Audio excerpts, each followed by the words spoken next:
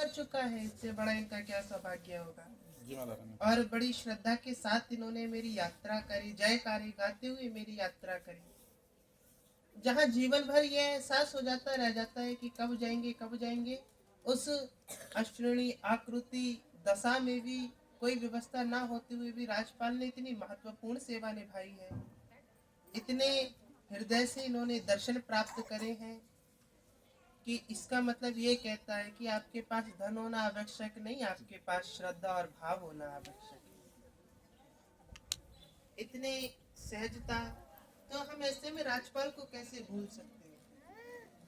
वही राजपाल के पास धन वेतन की कमी हो या ना हो, हमें इससे कोई मतलब नहीं, लेकिन उसके पास मान सम्मान की कमी नहीं है हमें देने की। जी माता रानी। यही तो देखा जाएगा, मैं इनके धन से क्या कर लूंगी, मुझे कौन से इनसे बंगला चाहिए, मुझे इनसे बस चाहिए तो जितनी देर मैं विराजमान हूँ उतनी देर सम्मान। और जब मुझे सम्मान प्राप्त हो रहा है तो मैं क्यों भूलूं इनको। जब ये मेरे साथ इतना भाव रख रहे हैं, इतना समझ रहे हैं, तो राजपाल मेरे लिए राजपाल नहीं, राजपाल मेरे लिए राज अधिकार है। राजपाल नाम का अर्थ ही समझ में आता है कि राज्य का पालन पोषण करने वाला राजपाल है। इनके नाम में इतना सुंदर अर्थ है। राज यानी राज्य को संभालने वाला, पाल का मतलब पालन पोषण करने वाला, तो ये दरबार एक राज्य तो ही है और उसका पालन पोषण मैं भी कर रही हूँ। मैं यहाँ की मुख्य रानी महारानी समझ लो और ये यहाँ के राज्यपाल समझ लो। तो राजपाल जब सम्मान दे रहे हैं तो मुझे सम्मान लेने में क्या त्रुटि है। मैं लेती जाऊंगी, प्रेम इनको देती जाऊंगी, बस इतना ही तो है। अन्यथा ना राजपाल मुझे धन दे रहे हैं, ना मैंने इन्हें सोने का कलश दे दिया। लेकिन हाँ, बस ये दो वचन ही सोने के कलश से कम नहीं है। तो मैं तो कहती कि राजपाल राजपाल ही है। इसमें विंध्यागिरी पर्वत से लेके हिमालय की चोटियों से लेके कैलाश पर्वत की श्रृंखला से लेकर के जहाँ भी जाओ वहाँ राजपाल की जय जयकार होगी। एक बार में जयकार क्यों होगी, सेवादार के नाते। ये भाव, ये दरबार अभी इतने जन बैठे हैं, एक समय ये आएगा कि इस दरबार को स्थान इतना ही रहेगा, लेकिन जन सैलाब दूरियों तक बैठा होगा, सड़कों पर बैठा होगा। ये समय ऐसा दरबार का लेकर के आएगा, क्योंकि ये दरबार सबसे अलग हटके है, जहाँ देवियां आकर के खेलती हैं कूदती हैं, यहाँ आकर के देवियां विराजती हैं, सुंदर वाणी से मनुष्य को पवित्र करती हैं। वो किसी के सामने अपने तन को हिलाती नहीं है, वो सबको ये बताती है कि तन ही आपका परम धर्म है, इसको सुरक्षित रखना आपका कर्तव्य है। ये दरबार को एक नई पहचान दे दी देवियों ने, और क्या लेंगे। मैं चाहती तो मैं भी तो यहाँ पर धूम धड़ाके से आ सकती थी, कूदती, हाथ मारती, पाँव मारती, लेकिन फिर वो आनंद नहीं आता जो वचनों में आनंद आता है। अरे मेरे वचन से आपको कम से कम कुछ तो फायदा होगा, क्या पता कौन सी बात आपके मतलब की हो इनमें से। देखिए, शुरू शुरू में आकृति हो सकती है कि देवियां इतनी शांति से कैसे आ सकती हैं, ऐसे बैठी रहती हैं और बिना कुछ करे कोई तेज का पता नहीं चलता। तो आप तेज का पता मत देखिए, यहाँ जब हम 6-6 घंटा प्रवचन देते हैं वो भी बिना पुस्तक पढ़े, बिना जलपान किए हम बैठे रहते हैं, और हम ये नहीं देखते कि धन आ रहा कि नहीं आ रहा। हम खुद सुझाव देते हैं। हम और गुरुओं की तरह नहीं है कि दान आ रहा कि हम 1 घंटे की आरती करो, 1 घंटे की आरती में लगातार दान लेते रहे। हम उसमें का दरबार नहीं चलाते हैं। हम दरबार कैसा चलाते हैं, भाव की स्तुति से दरबार चलाते हैं, आपके प्रेम से दरबार चलाते हैं। दरबार चल नहीं रहा, ये दरबार वहीं का वहीं ठहरा हुआ है, आपके भाव चल रहे हैं। आपके भाव चल रहे हैं तभी तो आप यहाँ निकल निकल के आ रहे हो, वरना ना मैं आपका हाथ पकड़ के लाई, ना आप मेरा हाथ पकड़ के चल रहे हैं। बस एक विश्वास है कि देवी ने बाह पकड़ रखी है। देखिए, ये विश्वास की डोर जितनी मजबूत है उतनी कमजोर भी है, इसे समझना असंभव है। जब हम अपने सगे रिश्ते नातों की संबंध की डोर को नहीं बचा पाते, तो देवियों का संबंध भी तो एक रिश्तेदार के जैसा ही है, भाई तो है। तो इसके संबंध को बचाना आपका कर्तव्य है, हमारा नहीं। आप हमें छोड़ करके जाओगे भी कहाँ, विश्वास ना करके ज्यादा बड़ा खंबा नहीं गाड़ लोगे। ध्यान रखना। परम धर्म कहता है कि ये मनुष्य, तू अज्ञानी कितना भी बड़ा हो जा, तू कितना भी बैरागी और बुराई करने वाला हो जा, किंतु मृत्यु के बाद तू जाएगा परमात्मा की शरण में। ये सत्यता है। ये नरक और स्वर्ग की वाणी तो एक अलग प्रस्तुति देती है आपको डराने के लिए कि आप अच्छे कर्म करो, अच्छे कर्म करो, अच्छे कर्म करो। हाँ, ये स्थितियां हैं, सत्य है, नरक है, स्वर्ग है, वैकुंठ है, अनुग्रह है, लेकिन उससे पहले आपके भीतर डर है। और मैं चाहती हूँ कि ये डर निकल करके आपका भाव में हो जाए, तो न डरने की आवश्यकता रहेगी, न झूठ बोलने की आवश्यकता रहेगी। आप लोग झूठ बोल करके कब तक का आश्रय ले लेंगे? देखिए, झूठ बोल के जीवन नहीं बिताया जा सकता। आप अपने आप को एक बार भक्ति में रमा करके तो देखिए, सुना होगा, उमा रमा ब्रह्माणी तुम कमला रानी, ओ मैया तुम्हें कमला रानी। क्या कहा है इसका? उमा रमा ब्रह्माणी। सुना ना आपने? इसका अर्थ क्या हुआ कि उमा और रमा और ब्रह्माणी इस सृष्टि का अवलोकन करती रहती है। उमा रमा ब्रह्माणी ही दुर्गा का स्वरूप है। ब्रह्माणी ब्रह्मचारिणी है, उमा जो सब में उत्साह भरती है, रमा जो सब में भक्ति उत्पन्न करती है। तो ये त्रिदेवियों के द्वारा ही हमारी दुर्गा का स्वरूप नजर आता है। तो क्या कहा गया है? उमा रमा ब्रह्माणी हो तुम कमला रानी, मैया तुम्हें कमला रानी। समझ गए आप लोग? तो आपके भीतर उमंग होना बहुत जरूरी है।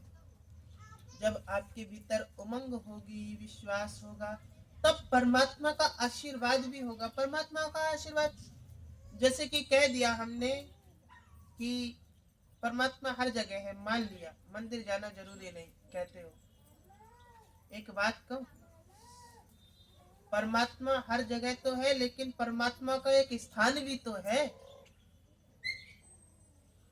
अरे एक बात बताइए, प्रेम हर जगह है, लेकिन कुछ कार्य अकेले में भी तो किए जाते हैं, सबके सामने तो नहीं कर सकते ना। ऐसे ही परमात्मा की भक्ति का भी एक स्थान है, हर जगह परमात्मा को नहीं पूज सकते हैं। ए चुप रहे, इतनी तेज ना टकराओ। मैं ये कृत्रिम में बोल करके यही गूंज रही हूँ, वह बिना बोले इतना गूंज रहा है। तो इसलिए मैंने देखा है कि यहाँ देवियां आपको सौगंध भी देके जा चुकी हैं कि पुरुष हर मंगलवार को जाए और स्त्रियां हर सोमवार को मंदिर जाएं। अच्छा, किस किसने इस बात को निभाया है?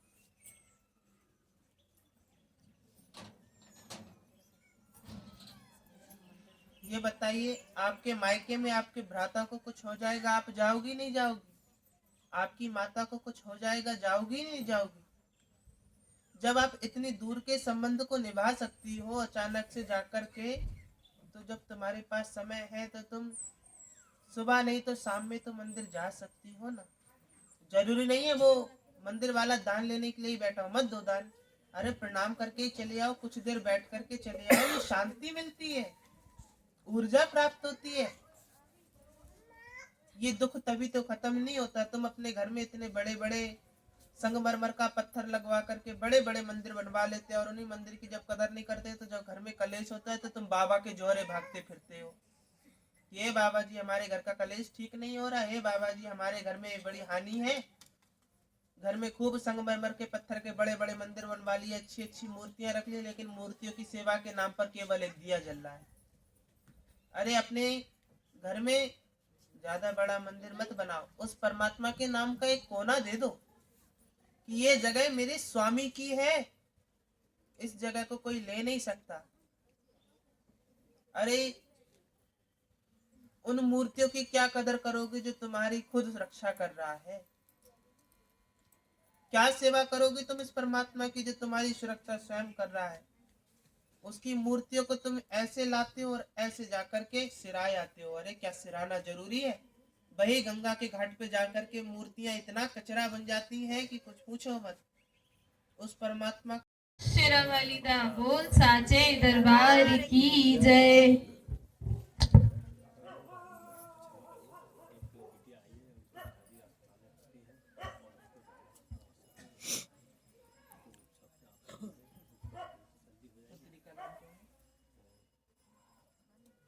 खड़े हुए भाई, क्या नाम है आपका? दीक्षा। कहाँ से आई हो? बोतल लेके है बूढ़ों से सावन बोतल लाई बोतल।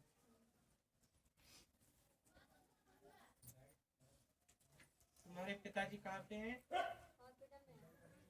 अच्छा, अस्पताल में। जी जी जी चिकित्सालय में।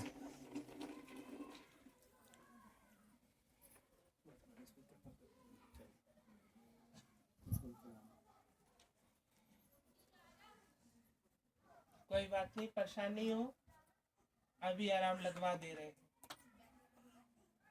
खुश रहो आशीर्वाद।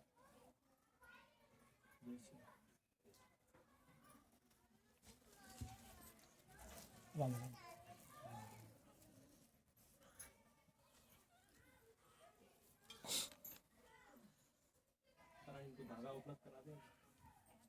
बिल्कुल, जो जो देने लायक सामग्री हो वो दीजिए। सारे हाँ, बहुत ही ज्यादा।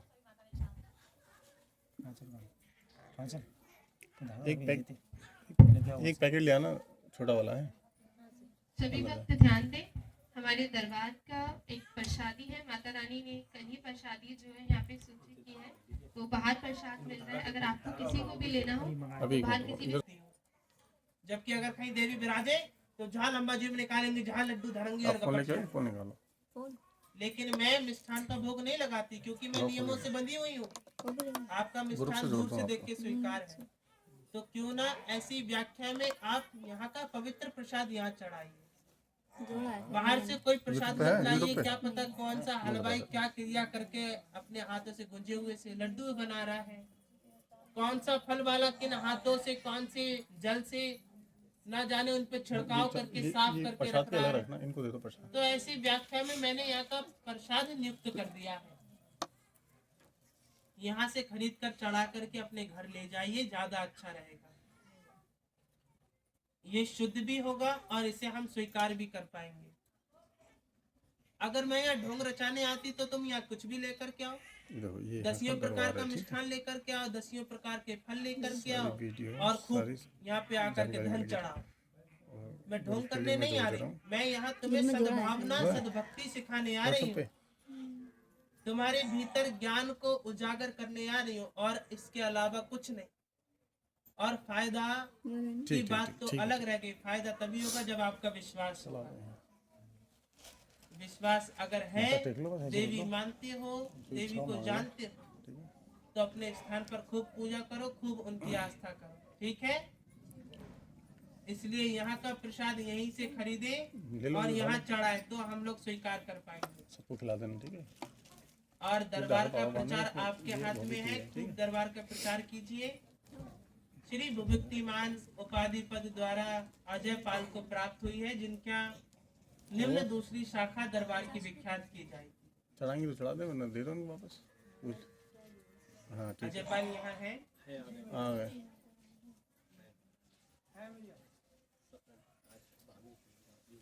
अच्छा अच्छा, हाँ। अभी करवाएंगे। अजय पाल कुछ दूर ज्यादा है, अजय भाई इधर आ जाओ। वहीं रहने दो। चलो रहने दो, चमक रहा है, सही है। रात में देर से गए इसलिए ज्यादा चमक रहा है।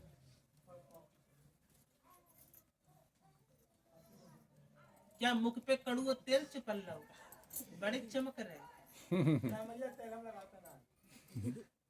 वो घी वाले हैं। दूध पियन वाले हैं। अरे घी वाले हैं। अच्छी बात है। दुग्ध, गाय के दुग्ध से बड़ा और क्या प्रक्रिया प्रसाद हो सकती है। इसलिए आप लोग यहाँ का प्रसाद खरीद के यहाँ चढ़ा जाए, ज्यादा बेहतर रहेगा। और ऐसी व्याख्या में जरा थोड़ा ध्यान दीजिए कि आप लोग यहाँ शुद्धता से आने का प्रयास किया करें। सप्ताह में कम से कम एक दिन स्नान दुस्नान करके ही आइएगा। नहीं करते नहीं है क्या लोग? हाँ, एक दो थे पिछली बार भी जो बिना स्नान के बैठे हुए थे, लेकिन भले दरबार में टोकना ठीक नहीं रहता है। तो जरा थोड़ा 2 मग जल डाल के ही आ जाया करो, ज्यादा अच्छा लगे करोगे। मक्खियां भिन भिना ये अच्छा नहीं लगता है। अब तुम लोग मुझसे कितना छुपा लोगे, तुम नहीं बताओगे तो भी मुझे पता चल जाएगी कौन स्नान करके आया नहीं करके आएगा। वो तो भरी सभा में मैं अपमान नहीं करना चाहती हूँ, क्योंकि सबका सम्मान है, सबका खूब आदर है। इसलिए पूरे सप्ताह में एक दिन दरबार लगता, ये भी नहीं कि रोज रोज लगे, तो स्नान दुस्नान करके ही आया करो। बगले में किसी को नहला दिया छीटा मार के वो नहीं लाते। बदले में मत नहला, बातों में मत आना इनकी। हाँ, बदले में भोजन कराया ना, वो ज्यादा बेहतर है। हाँ ये तो पुण्य है। बदले में भोजन करा देना, किंतु स्नान स्वयं करके आना। अपना वेतन दे दो दूसरे को। अपनी संपत्ति भी दे दो दूसरे को, और वे दूसरे हम हैं। पता नहीं सभी आपका है। बस मैं तो कहती हूँ सब इतने इतने धनवान हो जाए इस दरबार से, कि जब मैं किसी से कह दूं कि लाओ अपनी जेब खाली करो, वो कहे माता रानी आपका ही दिया है, ले कितने चाहिए। मैं कहूँ ना, अब नहीं चाहिए मुझे, क्योंकि मेरे पास खुद इतना हो जाए। क्योंकि मैं दरबार की धनराशि दरबार में ही प्रयोग कर रही हूँ। अभी तो यहाँ फरसा पड़ना बाकी है, ऊपर टीने पड़ना बाकी है, और वो व्याख्या और चल पड़ी कि माता रानी टीन से ज्यादा बढ़िया है कि छप्पर पड़वाओ। लिंटर। हाँ, क्या कहते हैं उसे? लिंटर। लिंटर। पता नहीं उसमें भी खर्चा होगा, फिर उसमें डबल खर्चा हो जाएगा, इसलिए एक बार में ही। एक बार में, ये तो बात ठीक कह रहे हैं कि टीनों से अच्छा इतना वेतन कौन देगा। यहाँ फायदा होने वाले मुकर जाते हैं। रात देवी ने बताया कि उसके ऊपर फालिश सही हुई, उन्होंने कहा ना हम दरबार लगाएंगे, दरबार लगाने में 50-60 हजार का खर्चा करने से अच्छा है तुम दान कर दो, या टीने पड़ जाएंगी। और कितनों को यहाँ से संतान प्राप्ति हुई है, उन्होंने आज तक ये तक नहीं कहा कि लाभ 25,000 रुपए माता के नाम पे दान करके ये कहते कि फरसा पड़वा ले। फायदा होने के बाद तो कोई मुंह दिखाना पसंद नहीं करता है। अब एक कितने संतानें आती हैं, अब मैं नाम नहीं लेना पसंद करूंगी, उनको पुत्र प्राप्ति हुए हैं और उन्होंने आज तक ये भी नहीं कहा कि लाओ खुशी से 501 रुपए भी चढ़ा जाए। और मैं दरबार में किसी का अपमान करना नहीं चाहती हूँ, कि मुझे आपके आने के साथ साथ धन की भी आवश्यकता है, क्योंकि यहाँ बहुत से काम बाकी हैं। अब तक दरबार में 20-21 पुत्र प्राप्त हो चुके हैं माता रानी। किसी ने 20,000 इकट्ठे नहीं दिए आज तक। नकटा अमीर इतने और देना नहीं चाहते हैं। बताइए, वो अस्पताल में पालिश वाली ठीक होती तो देती नहीं देती लाख माता रानी वो आईसीयू से आई थी यहाँ पे। एम्बुलेंस में आई थी। एम्बुलेंस में आई बताइए, थी। और पहले जल में ही उसके सब कुछ ठीक कर गए, उसके बाद भी उसका विश्वास है और खूब अमीर है। 4 वाहन है, 4 पहियों के, 3 जने 4 वाहन। और उसमें जिसमें 4-5 लोग ऐसे जिनकी शादियां कोई संभव ही नहीं था कि शादी हो जाएगी, आप उनकी शादी उनके विवाह हुए हैं। विवाह हुए हैं। बताओ, हम जोड़ी बनवा रहे हैं और अब वो हमें कोड़ी ठहरा रहे हैं। आज तुम्हारी नक्कटा चुड़िया पकड़ के ना फेंक के मारे। मैं तो कह रही हूँ यहाँ के 51 लाख सेना जिन जिन के फायदे हुए, जिनने मुंह मुकर लिए, उनके खूब तिगड़ी बिगड़ी करे जा करके। अरे माता रानी अभी समय दे दो, क्या पता लोग सुधर जाएं। 1 वर्ष हो गया उस बुढ़िया के ऊपर से फालिश उतरे हुए। 1 नहीं, 1.5 वर्ष। 1.5 वर्ष में 2 चक्कर मार के गई, और जब तक फायदा नहीं हुआ तब तक लगातार चक्कर लगाती रही, और कोई वैदिकरण नहीं हुआ। बिना वैदिकरण के केवल यहाँ के जल से ठीक हो गई। और आज तक बूढ़ों ने ये नहीं कहा कि उनके परिवार वालों ने लाओ इतना फायदा हुआ तो लाओ 11,000 रुपए की धनराशि दिया, जबकि जहाँ विवाह होता है उनका वो खुद का है ना, क्या कहते हैं उसे, बारात घर। इतना बड़ा बारात घर है उनके पास, उसके बाद भी दान देना नहीं जानते। इतने अमीर अमीर आते हैं, लेकिन अमीर लग रही हमसे ज्यादा गरीब है। अब इतनों को यहाँ संतान प्राप्त हुई, भानु गंगवार को हुई, और पता नहीं बहुत लोग हुई है। अभी यहाँ प्रस्तुति ये है और एक वो आए नहीं है बगैनिया से। वर्तमान में कितने हैं? भानु गंगवार और अभी प्रीति है। प्रीति हैं, हाँ आज आई है, कल बोला था। और वो बकैनिया। ये तीनों मुझे 25-25 हजार रुपए दरबार में भेंट करे। हमने पुत्र दिया है, हमें इतना भेंट करो। लाखों रुपए तुम उसमें खर्च कर सकते हो। मुझे यहाँ पे छप्पर और फर्श पड़वाना है। 1 लाख रुपए मैं दरबार में किसी के नाम से ले रही हूँ, क्योंकि मुझे काम करवाना है। मेरे भक्तों को समस्या हो रही है। जब सारा खर्चा करना जानते हो तो मैं भी अब अधिकार जताऊंगी। मुझे नहीं पता, कैसे भी करके दीजिए। 25 हजार रुपए आप अपने भ्राता और किसी के भी विवाह में खर्च कर सकते हैं, तो मैं बिना मांगे अब लूंगी। मैं जीवन भर नाम चलाने वाला जब पुत्र दे रही हूँ तो 25 हजार रुपए उसके आगे कुछ भी नहीं है। जब बैठो तो माताओं ये लगेगा कि मुझे भड़का रही हूँ। नहीं तो वो अपने आप बता देंगे, तुम्हें बताने की जरूरत क्या है। तुम्हें जरूरत नहीं है, क्यों बीच में टांग अड़ा रही हो? हमारे बीच में ना घुसो तो ज्यादा अच्छा रहेगा। कम से कम बोलने का प्रयास किया करो, खासकर मेरे सामने।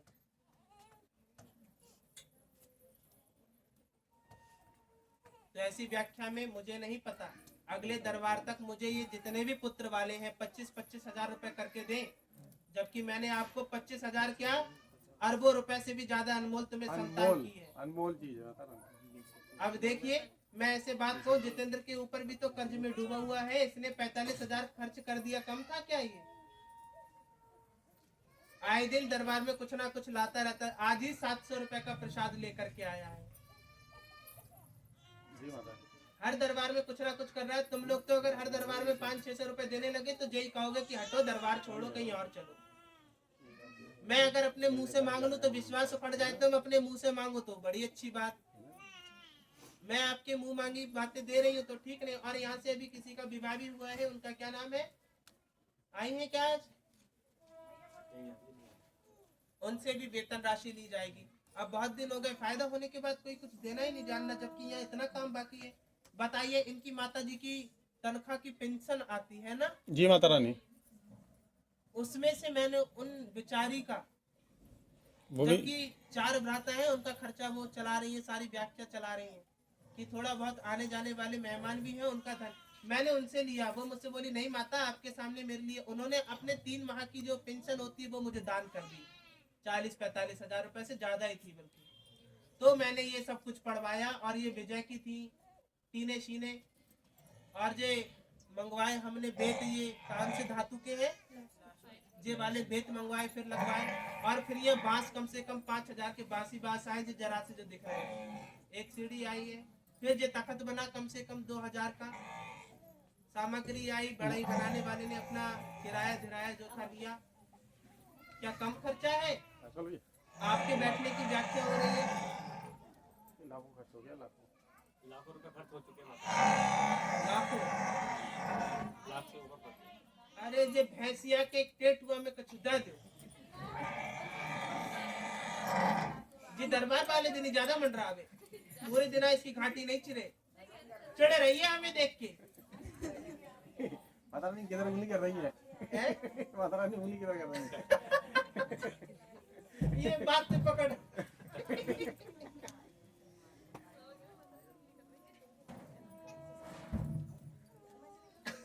मैं समझ माता रानी उंगली ऐसे कर रही है ना। कोई बात नहीं, वो भी कम नहीं है दरअसल। तो ऐसी व्याख्या में ये जितने पुत्र वाले हैं, वैसे तो मेरे अनुसार से 17-18 पुत्र हो चुके हैं अब तक दरबार से, और करीबन 3-4 जो ऐसी बांझ है जिनकी गोद भर गई है ना? हाय हाय, इसको बाहर खिला लो, कोई बात नहीं, बाहर घुमा लो। इसके सुर मत निकलवाओ, मेरे सुर निकल जाने दो, मैं ज्यादा देर में नहीं आएंगे। हाँ बैठ जाओ उधर, हाँ चले जाओ।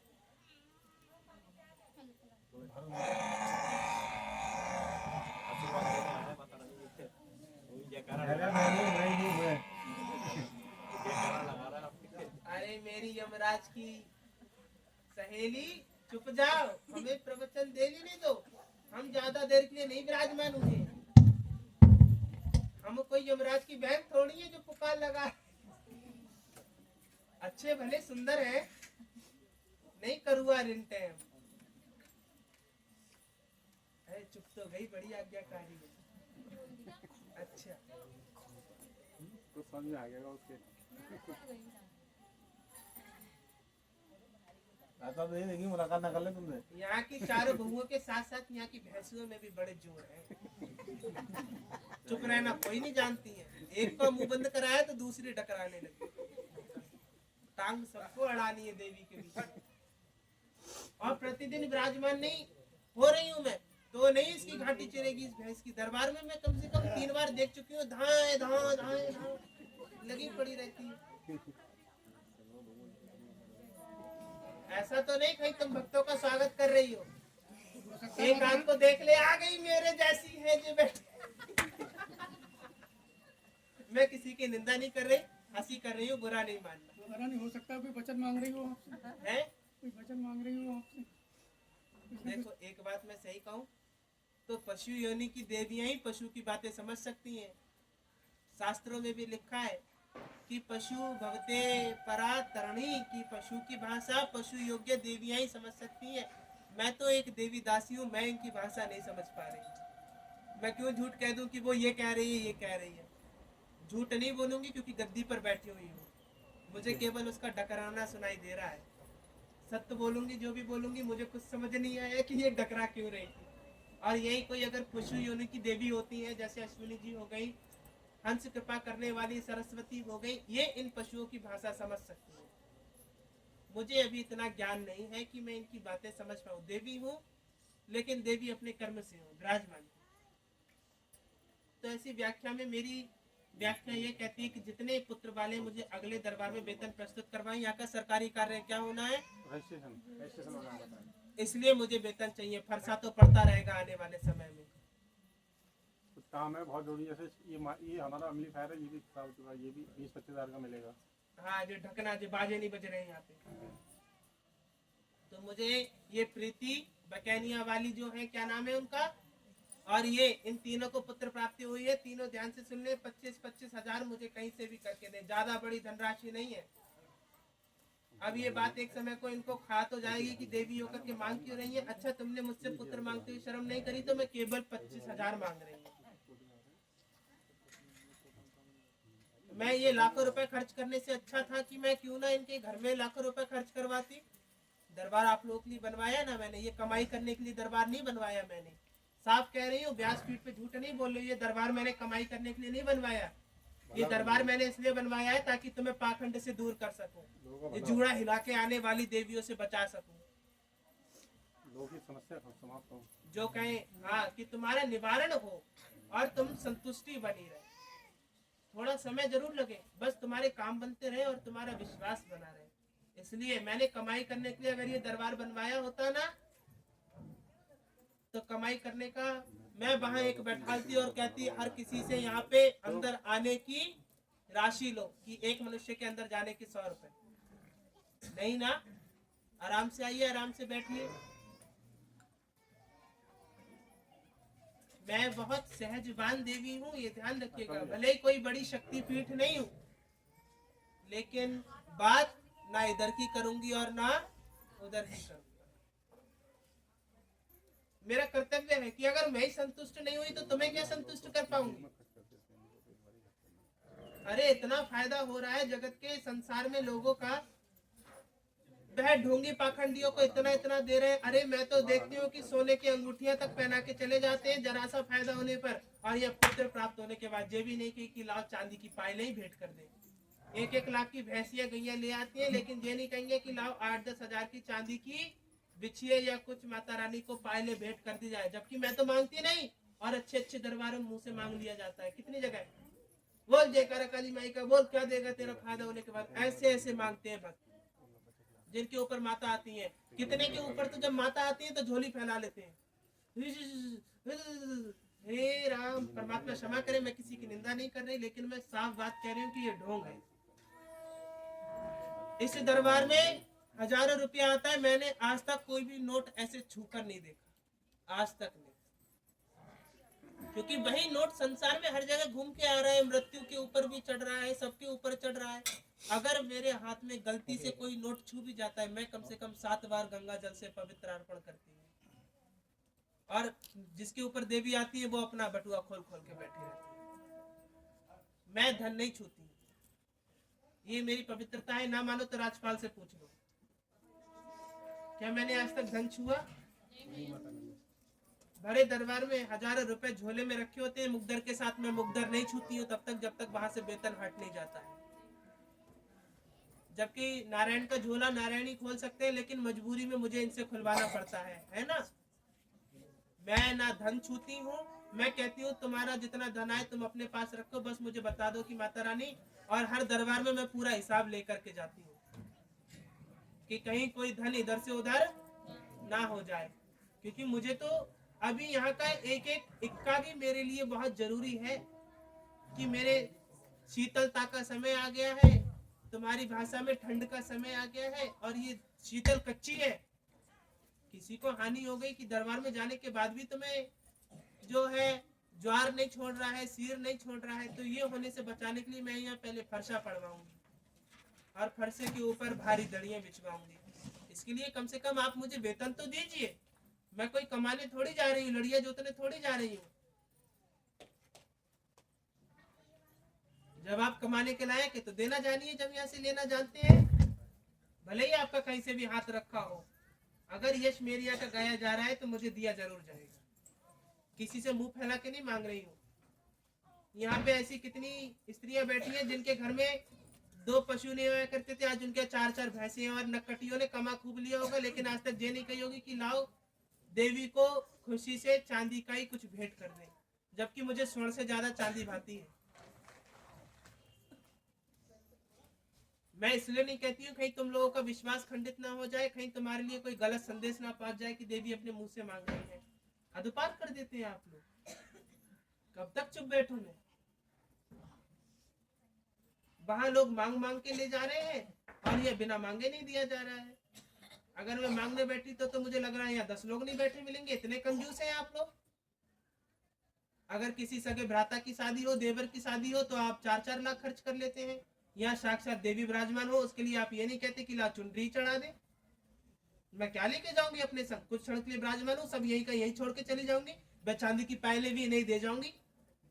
बात तब हो कि मैं अपने संग लेकर के जा रही हूँ कोई चीज, और इतनी भारी भारी ये चुनरियां 8-8-900 की मैंने ऐसे ऐसे दान करी है। मैं कुछ रखना नहीं जानती हूँ, अच्छे अच्छे दरबारों में इतना दान नहीं देती होगी। यहाँ पे आने वाला 56 भोग का प्रसाद मैं ऐसे लौटा देती हूँ, दे दो, मुझे नहीं चाहिए। सब भक्त खाएंगे तो ज्यादा अच्छा लगेगा, क्योंकि इन्हीं का है, इन्हीं में बट जाना चाहिए। इतनी भारी भारी चुनरियां चढ़ती हैं, इतना बड़ा पंडाल रखा था, मैंने सब बांट दिया प्रसादी बना करके, कि कम से कम सबके एक एक प्रसादी होना चाहिए। और क्या लोगे मुझे देवी से? क्या और कुछ बचा मेरे पास? अगर सत्यता में मैं प्रकट हुई, जो मेरे स्वर्ण के जेवर जो तुम लोग देखते हो, मैं तो तुम्हें वो भी दान कर दूं। वो तो नियम में बंदी हूँ, क्योंकि मैं पूर्ण प्रकट नहीं हो सकती, क्योंकि आपके कर्म इस लायक नहीं है। मैं बहुत दूर से इस शरीर को नियंत्रण कर रही हूँ, तो यहाँ बोल पा रही हूँ। ये मैंने जितेंद्र को बताया था।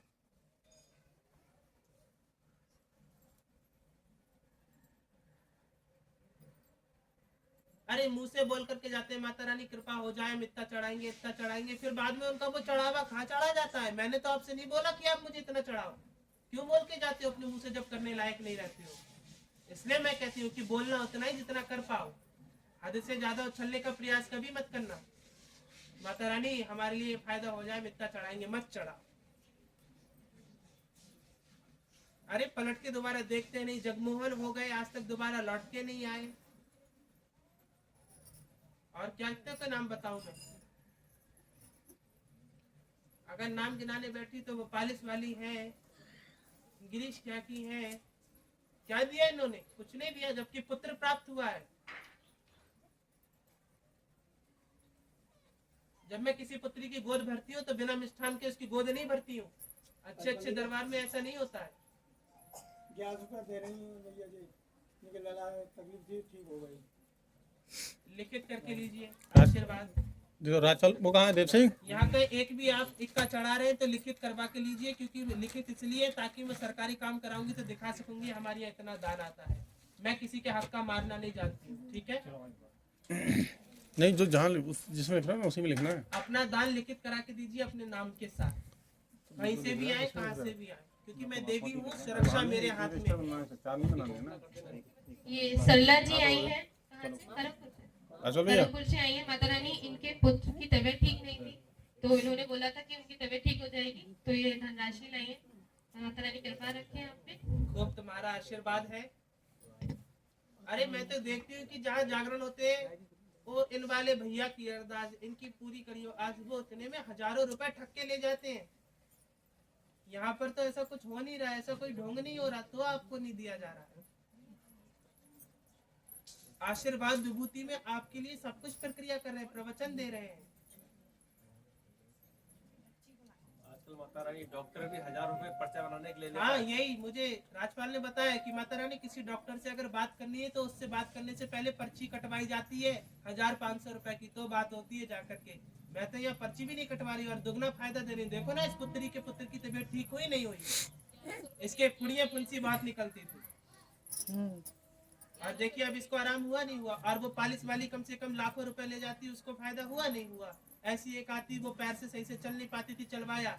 एक कुमार आता था जिसको 4 लोग पकड़ के लाते थे, है ना, हाँ माता, उसको मैंने पहली बार में ही चलवा दिया, वहां से बैठाल के काली मंदिर पर। कई लोगों की पथरी भी गायब हो गई। और कितनों की पथरियां कट गई पेट में से ही, कितनों की गांठें कट गई। और रसोली वाली जो गांठ होती है, यहाँ पे 4-5 पुत्रियां हैं जिनकी निकल गई, वो मुझे गुप्त में बताती हैं, ये बातें बताती नहीं है ना। रसोली वाली शर्मा जाती हैं यहाँ जनसंख्या की वजह से। विनोद भसीन के 4 पुलिस के केस थे, वो कचहरी में बताइए, 4 कचहरी के जो व्याख्या है वह खारिज हुई। कृपा कम है क्या? उनके यहाँ 60 साल बाद 7-8 पुत्री का पुत्र जन्म हो गए। हुआ। 60 साल बाद उनके यहाँ पुत्री का जन्म हुआ। 60 साल बाद पुत्री का जन्म हुआ, क्या ये कृपा कम है? इससे बड़ा कोई प्रमाण लेंगे देवी होने का? आप वो छोड़िए, यहाँ पे जिनके ऊपर भूत आते हैं उनके भूत पता नहीं कहाँ चले गए। नहीं जाऊंगा, नहीं जाऊंगा, ले तुम्हारी एक ही थपड़िया में सूरत बिगड़ गई, आए नहीं दोबारा आज तक भूत उनके ऊपर। और जो ज्यादा ढोंग करे उनकी पोल खोल दी जाती है कि ढोंग में मत घुसिए, कुछ नहीं रखा ढोंग करने से, कुछ हासिल नहीं होना है बदनामी के सिवाय। तो क्यों अपनी बदनामी अपने आप करा रहे हैं? आप लोग दीजिए, अपने लिए दीजिए, किसी और के लिए नहीं दे रहे हैं। क्या आप वैदिकरण कराने के लिए वैद्य के पास जाएंगे, उसे धन नहीं देंगे? क्या कहते हैं आप उन्हें, वैद्य को? हाँ, जो भी हो, मुझे अंग्रेजी बोलनी मिलती है। तो ऐसी व्याख्या में मैं तो यहाँ और देवियों की तरह नहीं बोलती, मैं यहाँ शुद्ध संस्कृत और हिंदी का प्रयोग कर रही हूँ। जबकि जिस पानी का शब्द आप जो बोलते हैं वह पानी उर्दू में है, शुद्ध हिंदी और संस्कृत में से जल बोला जाता है। मुझे किस भाषा का ज्ञान नहीं है, नीर भी, पंचामृत भी, क्या है, मुझे हर भाषा का ज्ञान है, किंतु मैं बोल नहीं सकती क्योंकि मैं मर्यादा में बोलना पसंद करती हूँ और मर्यादा में आपसे वार्तालाप करना। मर्यादा भंग करना एक देवी की आवश्यकता नहीं है। किसी पर देवी आती है तो मैं उसको देखती हूँ, उसके इतने इतने पायले चढ़ी हुई होती हैं और इतने इतने चांदी के कड़े पहनी होती हैं। ढोंग करने वालियों के पास इतना है और जो सत्य मार्ग पर चले उनके पास कुछ नहीं। देखो ये हाथ सूने हैं, देखो ये पांव सूने हैं, क्या है, जबकि पुरुष है। और मैंने देखा है जिस पुरुष के ऊपर देवी आती है वो इतना इतना चूड़ा पहने, इतनी बड़ी मांग करे। मैं नहीं, पुरुष है, पुरुष को पुरुष ही रहने दो, औरत बनाने का प्रयास मत करो। जिनके ऊपर देवी आती है पुरुषों लड़कों के ऊपर, वो इतना इतना चूड़ा पहन लेते, इतने इतने बड़े मंगलसूत्र पहन लेते हैं और लहंगा चोली पहन के दर दर भटकते रहते हैं, इधर धाम पे जा रहे उधर धाम पे जा रहे। बड़ी लज्जा आती है मुझे। और हद में हद हो गई, उनके ऊपर देवी है। मेरे सर पर से, मैं देवी हूँ, मेरे सर पर से ये पल्ला उतर नहीं सकता। और उनके ऊपर काली माता आ रही, उन्हें पल्ले का कोई ध्यान ही नहीं है। उन पे जगदम्बा आ रही, वैष्णो देवी आ रही। अरे वैष्णो देवी कुंवारी है तो मांग कैसे भर रही है? किसी के ऊपर, अरे उनके ऊपर वैष्णो देवी आती है, जब जाकर के देखा तो वो इतनी बड़ी मांग भरे बैठी है। वैष्णो देवी कुंवारी है तो मांग कैसे भर ली, मंगलसूत्र कैसे पहन लिया? आप खुद देखिए वैष्णो देवी कुंवारी है कि नहीं है। राम जी से विवाह करने को बैठी है, नहीं बैठी है कि कल की अवतार में वो जन्म लेंगे और फिर उनसे विवाह होगा। तो बताइए वैष्णो देवी मांग कैसे भर सकती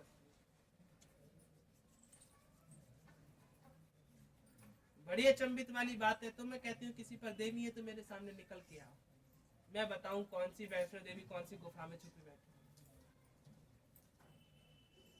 बड़ी गलत बात है कि कोई कुंवारी माता बनी फिर रही है, कोई फलानी माता बनी फिर रही है। अरे मैं तो इस दरबार का नाम चलाती हूँ संत आज्ञाकारी संगम से। मैं तो ये भी नहीं कह रही कि देवी विराजमान हो रही है। कहीं लिखा क्या कि देवी आती है? केवल इतना लिखा है श्री संत आज्ञाकारी संगम दिव्य दरबार। इसका मतलब संतों की कृपा से चलने वाला ये दरबार है। क्या है? भगवान की कृपा से भी नहीं। किसकी कृपा से? क्योंकि मैंने तो अभी तक भगवान देखा ही नहीं। मुझे देवी ने नहीं देखा कि आप कहे माता रानी आप तो देवी हैं, भगवान नारायण को देखूंगी, शिव को देखूंगी। नहीं देखा मैंने, सत्य बोल रही हूँ। क्योंकि अभी मेरे कर्म इतने अच्छे नहीं हुए हैं। क्या नहीं हुए? अभी मेरा जप अधूरा है। अभी मेरी जो देही है, जो व्याख्या है, वह नष्ट हो गई है, किंतु मेरी आत्मा के भीतर का काल अभी भी नष्ट नहीं हुआ है। इसलिए मुझे विराजमान होना पड़ता है। और जिस दिन मुझे मुक्ति मिल गई, मुझे इस दरबार में विराजमान होने की आवश्यकता नहीं, फिर कोई और देवी समाने। मुझे अभी नारायण के दर्शन नहीं हुए, मुझे अभी शिव के दर्शन नहीं हुए, मुझे अभी इंद्र के भी दर्शन नहीं हुए, ना मुझे अभी ब्रह्मा के दर्शन नहीं हुए। अब जिनके ऊपर देवी आती है, कभी इनसे पूछ के देखना, क्या तुम्हें शिव के दर्शन हुए? हाँ हुए। कहाँ हुए? कैसे दिखते हैं शिव?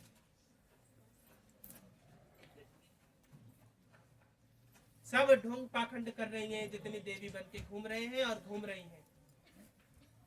योगनी हो सकती है, प्रेत हो सकता है जो देवी बन के खेल रहा हो, किंतु मैं देवी को देवी नहीं मानती। अरे देवी है तो अच्छे वचन दे के अपने भक्तों को संतुष्ट करे ना, खेल कूद करके उसे डरा क्यों रही है?